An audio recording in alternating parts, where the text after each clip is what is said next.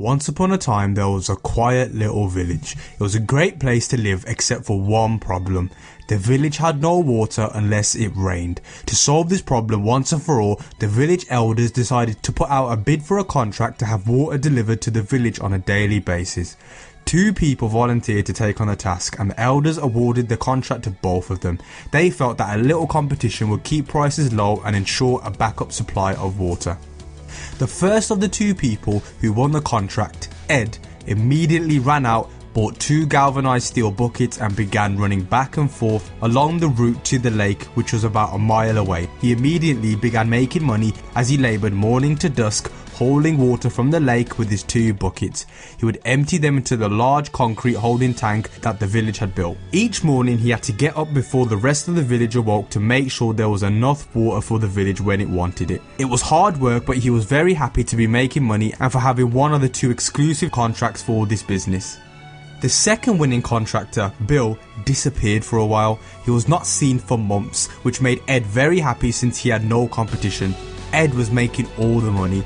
But instead of buying 2 buckets to compete with Ed, Bill had written a business plan, created a corporation, founded 4 investors, employed a president to do all the work and returned 6 months later with a construction crew.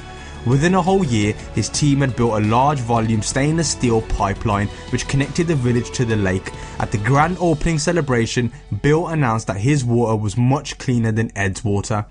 Bill knew that there had been complaints about dirt in Ed's water. Bill also announced that he could supply the village with 24 hours a day, 7 days a week. Ed could only deliver water on the weekdays. He did not work on the weekends.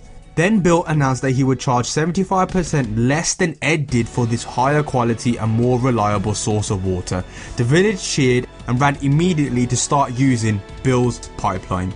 In order to compete, Ed immediately lowered his rates by 75%, bought 2 more buckets and added covers to his buckets and began hauling 4 buckets each trip. In order to provide better service, he hired his 2 sons to give him a hand for the night shift and on weekends. When his boys went off to university, he said to them, "Hurry back because someday this business will belong to you." For some reason, after university, his 2 sons never returned. Eventually, Ed had employees and union problems. The union was demanding higher wages, better benefits and wanted its members to only haul 1 bucket at a time. Bill, on the other hand, realised if this village needed water, then other villages must need water too. He rewrote his business plan and went off to sell his high speed, high volume, low cost and clean water delivery system to villages throughout the world. He was only making pennies per bucket of water delivered, but he delivered billions of buckets of water and all that money pours into his bank account. Bill had developed a pipeline to deliver money to himself as well as water to the villages. Bill lived happily ever after, and Ed, however, worked hard for the rest of his life and had financial problems forever after. Now that story about Bill and Ed has guided me for years. It has assisted me in life's decision making process. I often ask myself, am I building a pipeline or am I hauling buckets? Am I working hard or am I working smart? And the answers to those questions have made me financially free.